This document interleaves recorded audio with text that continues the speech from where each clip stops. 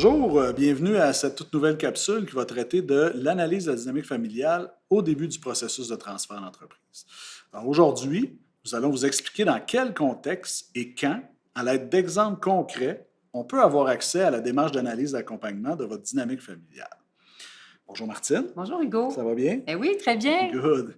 J'aimerais que tu nous exposes des exemples concrets qui t'ont signifié, dans le fond, qu'une intervention familiale était nécessaire dans ta pratique. Dans le fond. Un premier exemple, Hugo, que je veux te donner, que je vois quand même régulièrement.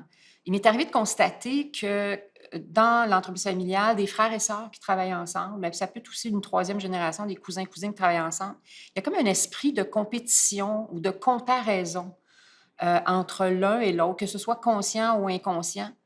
Et ça amène des conversations où on se compare à l'autre. On sait bien, toi, tu as eu plus de budget pour ton projet, moi, j'en aurais pas autant. Et ça installe un inconfort entre les deux personnes. Ces façons d'entrer en relation avec l'autre par la compétition ou la comparaison, on recherche la justice finalement. Est-ce que c'est juste? Est-ce que c'est équitable? Dans une situation comme celle-là, évidemment, il était de mon devoir d'accompagnement de nommer cette ombre-là, que parfois, justement, les gens ne voient pas. C'est de nommer justement une partie de soi qu'on ne veut pas voir. C'est de constater aussi, puis d'amener les parties à constater leur modus operandi, leur façon de procéder qui est bien ancrée. Celui de ne pas écouter l'autre profondément, d'écouter plus pour répondre qu'écouter pour comprendre ce qu'il y a derrière. Et un modus operandi comme celui-là, c'est une façon de procéder un peu comme un automate. Dès qu'on entre en discussion, cette ombre-là de soi, c'est-à-dire le sentiment d'injustice ou d'inéquité, va ressortir et va amener une conversation qui va être teintée justement d'émotions. Donc, on se répond très froidement, puis bien souvent, depuis notre enfance, qu'on se répond comme ça. Et ce sont des éléments qui n'ont pas été nommés, donc qui n'ont pas été nécessairement gérés. Et quand des collègues de travail se retrouvent dans une réunion où ressort ce sentiment d'injustice, de comparaison, bien, ça met vraiment les collègues, les employés mal à l'aise de constater que le frère, la sœur ou le cousin, cousine se parlent sur ce ton-là. Ça rend vraiment les employés en situation qui est tout à fait Désagréable. malaisante, si on peut dire. Mhm. Qu'est-ce que cette situation-là que je viens de décrire révèle selon toi avec ton côté développé du psychosocial? Dans le fond, ça ressemble à une accumulation d'émotions désagréables qui est là depuis fort longtemps. Mhm. Le sentiment de compétition peut être installé dès le jeune âge dans une famille par l'intervention que les parents font, par les dynamiques entre frères et sœurs aussi. Et si c'est entretenu, il va avoir un impact dans l'entreprise et va être identique à ce qui se passait à l'enfance, dans le fond. Tout à fait. Ça étant dit, tout comportement a une fonction. Ça veut dire que si moi j'agis d'une telle façon envers mon frère et ma sœur, bien, il y a une fonction. Donc, la fonction est issue d'une émotion, mais en dessous de ça, il y a un besoin. Et c'est là qu'il faut intervenir. C'est Oui. là qu'il faut aller chercher pourquoi j'ai besoin, moi, d'agir bêtement ou sec ou avec émotion envers mon frère, ma sœur, mon père, et me sentir dans l'iniquité ou l'injustice. Il faut aller cibler ce besoin-là et arriver à l'exprimer adéquatement aux gens de la famille. Donc, c'est à ça que ça sert, notre Tout accompagnement à fait. aussi. Tout à fait. Puis en termes de besoins, chaque humain a des besoins, puis on pense à la célèbre pyramide Maslow, Abraham Maslow, sur les besoins. Il faut réaliser aussi que nous sommes les seuls responsables du comblement de nos besoins. Et pour ça, il faut les exprimer convenablement. Mais c'est un très bon point que derrière les émotions se cachent effectivement des Des besoins. besoins, Et c'est ce que la communication consciente aussi de Marshall Rosenberg a fait ressortir. Mais tout à fait. exactement. Oui, tout à fait. Hugo, j'aimerais te donner un deuxième exemple. Parfait. C'est bon? Alors, pour plusieurs parents, c'est pas facile de lâcher prise face à son enfant repreneur, de le laisser prendre des décisions, de le laisser faire des erreurs parfois, bien que ces erreurs-là sont très formatrices pour justement apprendre le métier de gestion d'une entreprise. Donc, quand le parent a pris beaucoup de décisions pour l'enfant en bas âge, c'est comme si le parent reproduisait cette forme de protection ou de vouloir lui éviter le pire. Mhm. Alors, je vais prendre le contrôle dans un processus de décision, par exemple. des décisions qu'elles soient pratiques, opérationnelles ou stratégiques, comme pour vouloir protéger l'enfant. Ce que j'ai vu, c'est un parent qui, en réunion, accepte qu'un enfant repreneur prenne charge d'un dossier, mais en fait, en sortant de la réunion, fait 2, 3 appels chez des fournisseurs ou un client ou le banquier, par exemple, à la place de l'enfant qui venait d'accepter de prendre la responsabilité d'un dossier. Encore une fois, le parent n'est pas mal intentionné. Est-ce une apparence de contrôle où on veut protéger, éviter le pire en faisant ces petits pas dans un dossier? Encore une fois, selon toi, qu'est-ce que ça révèle quand on rencontre ça? Ouais. Ben, il y a un principe fondamental dans la construction puis dans l'évolution de l'être humain, c'est qu'on se construit dans l'adversité puis dans le manque. Donc, si on n'a pas d'expérience ou on vit des défis, on se construit différemment. OK? Si, par exemple, dans la situation que tu nous exposes là, euh, on a un parent que tout au long de la vie des enfants a aménagé l'environnement autour de lui pour protéger l'enfant, pour pas qu'il Mhm. subisse des revers, de la tristesse, de la colère. Donc, tout est aménagé, bien, il va continuer aussi à le faire dans le Oui, système entreprise. Donc, ça, oui. c'est à prendre conscience.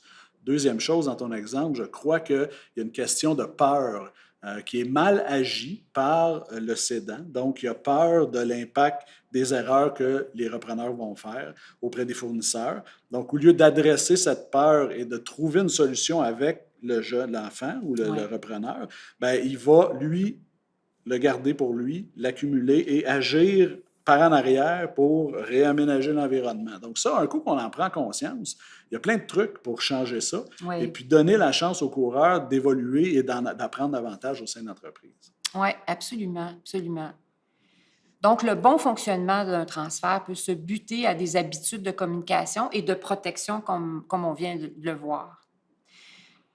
Il y a aussi le comportement qu'on voit parfois en réunion avec eux, d'être très réactif, colérique, puis ça peut nuire à la réputation de l'entreprise. Les employés sont mal à l'aise aussi. Il y a toute la crédibilité aussi de l'enfant repreneur. Mhm. Euh, Tout ça avec un individu bien intentionné, hein, Au toujours, évidemment, départ. ces formes-là sont parfois inconscientes. Donc, les repreneurs accumulent effectivement de la frustration, du découragement, la baisse de motivation et parfois la volonté de quitter l'entreprise familiale quand on a un parent d'apparence contrôlant. On voit que les peurs expliquent cette forme de contrôle-là, mais ce n'est pas purement du contrôle. Alors que l'individu, à l'origine, est bien intentionné. Hein. Ils veulent que leur entreprise soit pérenne. Les cédants, je ne crois pas, font exprès pour que ça se produise, ces événements-là qui sont plutôt inconfortables. Alors, Hugo, tout ce que tu viens de nommer, c'est très important. Puis ces difficultés-là peuvent avoir un impact négatif et majeur sur la santé psychologique des membres de la famille. C'est en effet ce qui nous a amené à créer notre approche novatrice de Oui. collaboration pour tout de suite identifier en amont du processus de Mhm. transfert les défis, les habitudes relationnelles aussi et les habitudes comportementales des membres de la famille en affaires.